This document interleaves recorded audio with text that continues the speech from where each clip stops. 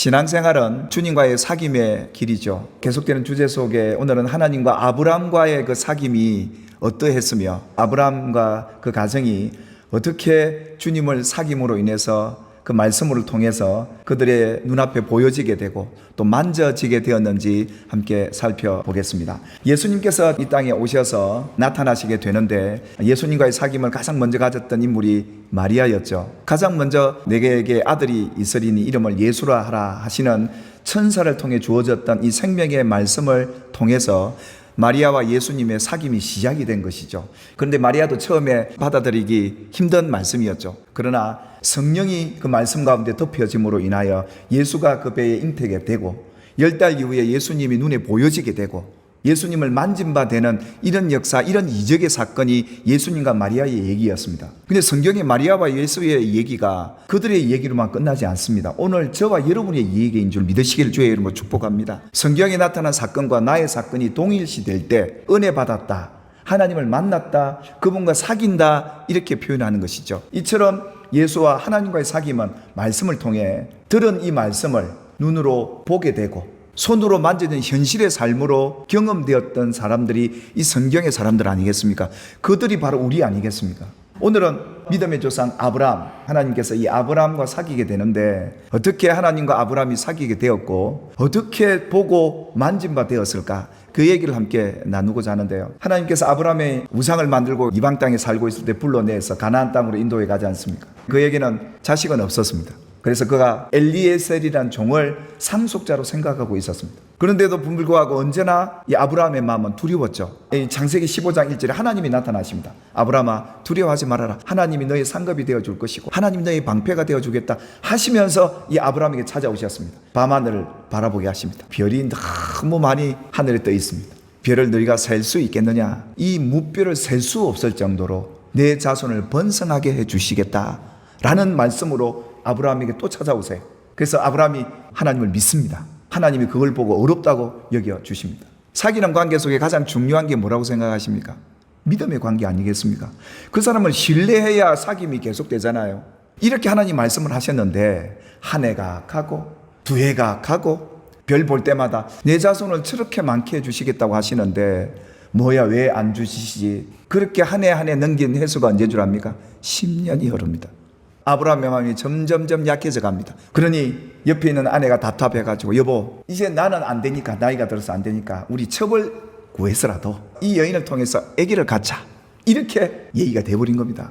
아브라함과 하나님과의 사귐처럼 이런 긴 시간 동안 보여지지 않고 만져지지 않을 때가 있습니다. 그렇지만 우리가 믿을 분은 하나님이시고 하나님은 당신의 말씀대로 반드시 이루시는 분이라는 것을 여러분들이 더욱더 굳건하게 붙잡을 수 있기를 주님의 이름으로 축복합니다. 그런데 사람인지라 한 해 가고 10년이 지나니까 이 마음이 조금씩 변화들면서 이제는 모든 일이 불가능해졌다라고 생각했던 것이죠. 이 하나님의 말씀은 내게서 이루어지지 않을 것 같다, 이런 마음이겠죠. 그래서 이제 다른 방법을 취해서 아기를 낳게 되는데요. 여기서부터 문제가 생깁니다. 우리가 하나님과 사귀고 신앙생활을 하다가요, 이런 문제에 부딪히게 돼요. 하나님이 이렇게 말씀하셨는데도 그 말씀이 믿겨지지 않고 때로는 인간적인 방법으로 뭔가를 해결하려고 할 때 문제가 생기기도 해요. 이래서 어떻게 되느냐? 하갈을 통해서 아들을 하나 낳았는데 이스마엘이라는 아들을 낳습니다. 얼마나 아브라함이 기뻤던지요. 근데 이 아들을 향해서 하나님이 뭐라고 하시느냐 하면 이 아들은 덜나귀 같은 사람이다. 그래서 그가 모든 형제들과 날마다 싸우고 전쟁하고 살 것이다. 하나님이 이 아들을 왜 주셨을까요? 막으셨으면 더 좋을 텐데 이 아브라함과 사라의 선택을 하나님이 막지는 않으세요. 그런데 결국 이 후대들이 살아가는 동안 이스마엘 족속 같은 족속들이 우리를 괴롭히고 대항해 맨날 싸우는 이런 일들이 일어날 수밖에 없었던 그 역사적인 바로 그 출발이 여기였다 이겁니다.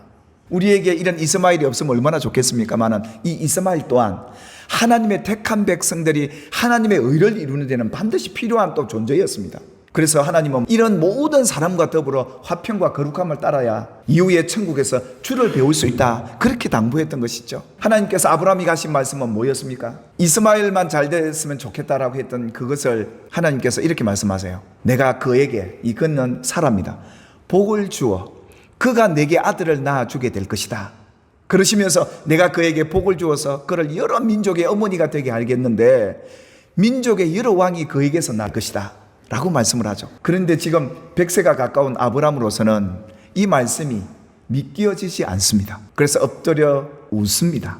그러면서 뭐라고 그러냐면, 하나님, 다른 자식 필요 없습니다. 이렇게 된 겁니다. 그러면서 하나님 주신 이스마엘이나 잘 되었으면 좋겠습니다. 이랬던 겁니다. 그러니까 하나님이 거기에 바로 응답을 하세요. 이스마엘에 대하여는 내가 내 말을 들었다. 우리의 말이 화를 불러오기도 하고 복을 불러오기도 되는 그 말인데 하나님이 그 말을 들으셨다는 거예요. 하나님은 지금 사라의 몸을 통해서 이삭을 주겠다고 이삭 이름까지 정해놓고 계신데, 아이고 하나님, 저는 이게 좋습니다. 이렇게 된 겁니다. 하나님과 맺어진 이 믿음의 관계는, 이 언약 속에 이루어지는 관계는 하나님의 약속의 말씀이 더 귀한 것인데 내가 보기에 더 좋은 게 있는 거죠. 그래서 그렇게 말했더니 하나님이 그 말을 딱 듣고요, 그 말대로 해줍니다. 내가 그에게 복을 주어. 누구에게 복을 줘요? 이스마엘, 들락의 사람, 항상 집안을 불랑케 할 그 사람을 생육하고 번성하게 해서 12두령을 만들어서 큰 나라를 만들어서, 아랍의 세력들이 이스마엘 후예들 아닙니까? 얼마나 강력해졌습니까? 그게 지금도 계속되고 있는 겁니다. 여러분과 하나님과 사귀는 분이면 믿음의 말을 할 수 있기를 바라고, 하나님이 여러분을 잘되게 하셨다고 말씀하셨다면 잘 될 것입니다. 아멘. 그런 얘기를 해야죠. 우리가 하나님과 사귐에 있어서, 이 아브라함과 하나님과의 사귐에 우리가 참 주의해야 될 것들, 바로 이런 거예요. 내게 하나님이 하신 말씀, 그 말씀을 하는 거예요. 하나님 우리에게 복 주신 분이고 우리는 잘 될 것이고 우리 교회도 번성될 것이고 언젠가는 그 말씀이 이루어지고 여기가 물된 동산같이 될 줄 저는 믿습니다. 때로는 근데 우리의 삶 속에 자꾸 믿음 없는 말을 하잖아요. 믿음의 말을 하셔야 돼요. 이런 얘기들, 이런 말들이 하나님 앞에 들려지도록 만들어야 정말 하나님과의 관계가 가까워지지 않겠는가. 나도 모르게 하나님과 멀어지는 경우들이 바로 이런 경우더라고요. 그래서 보십시오, 하나님이 이러십니다. 내 언약은 내가 내년 이 시기에 아들 이삭과 세우리니, 이럽니다. 그러면서 하나님이 아브라함과 이 말씀을 하고 떠나 올라가 버리십니다. 그런데 하나님이 아브라함을 버리지 않으세요. 보세요, 내년 이맘때 다시 와서 세우자, 이렇게 된 겁니다. 그래서 다음에 이 아브라함에게 또 찾아오셔서 뭐라고 말씀하십니까? 내년 이맘때 내가 반드시 내게로 돌아올 텐데 내 아내 사라에게 아들이 있으리라. 하나님이 여러분에게 때로 이렇게 재차 말씀하실 때가 있죠. 반복해서 우리에게 계속 말씀하실 때가 있어요. 왜 안 믿으니까요. 이걸 받아들이지 않으니까. 지금 그 아들을 봐야 되고 그 아들을 만져야 되는데 계속 내년으로 밀려지는 거예요. 그럼 할렐루야 이랬으면 좋겠는데 사라가 그걸 듣고 있다가 사라까지 속으로 웃습니다. 내가 노쇠했고 내 주인도 늙었는데 내가 무슨 자식의 탄생의 즐거움, 기쁨을 갖겠습니까? 이런 상황임에도 불구하고 하나님께서 당신이 약속한 그 말씀, 내년이란 때를 딱 정했기 때문에 당신이 하신 말씀대로 사라를 돌보셔서 여호와께서 말씀하신 대로 사라에게 행하셨으므로 사라가 임신을 하게 됩니다. 그리고 하나님 말씀하신 때에 노년 아브라함에게 아들을 낳아 보여지게 합니다. 이게 하나님의 역사였습니다. 대저 하나님의 모든 말씀은 능하지 못하심이 없기에 이루어지는 줄 믿습니다. 그래서 로마서 기자는 이러죠. 이 아브라함이 100세나 되어 내년 이맘때 가질 것이라는 그 약속의 말씀을 받고 자기 몸이 죽은 것 같고 사라의 태가 죽은 것 같았음을 알고도, 불가능한 것을 알고도 믿음이 약하여지지 아니했다 라고 말합니다. 사랑하는 여러분, 하나님이 여러분에게 하신 말씀에 대한 믿음이 약해지지 않기를 소망합니다. 내 삶의 현실은 불가능한데 하나님의 말씀은 내게 이루어질 수 있다라는 믿음, 이것 붙들고 아브라함이 있었기에 100세의 아들을 보게 되고 만지게 되는 이런 역사를 아브라함이 경험합니다. 이것이 하나님과 아브라함의 사귐 속에 나타났던 거 아니겠습니까? 얼마나 아브라함이 기뻤을까요? 오늘 이 기쁨을 누리라고 하나님과 우리의 사귐을 초청하고 계시니 하나님의 여러분과 여러분 자녀들에게 하신 이 말씀은 반드시 이루어질 줄 믿고 그 말씀 붙들고, 그때가 언제인지 모르지만 그때는 하나님이 정하시겠지만 그 말씀이 여러분 앞에 보여지게 되고 만져지게 되는, 여러분의 삶의 현실로 다가오게 되는 그런 복이 여러분에게도 있게 되기를 주님의 이름으로 축복합니다. 기도하겠습니다. 지금도 살아 역사하시며 나의 벗 아브라함과 아브라함의 자손아 하시며 오늘도 그 사귐의 손짓과 그 음성을 우리에게 들려주신 것 감사합니다. 오늘도 하나님이 아브라함에게 찾아오셔서 말씀하신 그 말씀 이루셨음을 우리는 보며 그 말씀을 보고 만진바되었던 아브라함의 가정처럼 우리 가정 안에도, 우리 성도들 가정 안에도, 우리 교회 안에도 하나님이 하신 그 말씀 우리 안에 잉태되어 우리 눈에 보여지고 만져지는 귀한 역사 있게 될 줄 믿습니다.